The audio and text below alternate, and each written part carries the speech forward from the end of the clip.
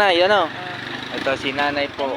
Nanay. Bergie. Halika, Nanay Bergie at si... Ito po kaklase kong si Belen dito. Yan, Belen ka. Pagpe-pray kita. Mayroon ka ba nararamdaman sa katawan mo? Naku, marami na ho. Ayan, ipagpe-pray natin, no? Ako na may wala. Wala ang udi. Sige po. Pag-pray natin, ha? Panginoon, 100% we declare healing sa katawan ni Ate Belen. Yes, Lord. Salamat po na mahal mo siya, Lord. I speak, Lord, na patuloy mong pagpalain ang kanyang buhay, ang kanyang family. I speak good health at maghari ang kapayapaan at pag-ibig. In Jesus' name. Mahal kayo ni Lord. No. Kay ate naman. Panginoon, salamat po kay ate. Ano pa na yun? Bergie. Bergie, na siya'y mahal na mahal mo, Panginoon. Pagpalain mo kanyang tindahan, ang kanyang negosyo, Lord. Paluguin mo ito, Panginoon. Ang kanyang family. Salamat po na siya'y mahal mo. Yes, Lord.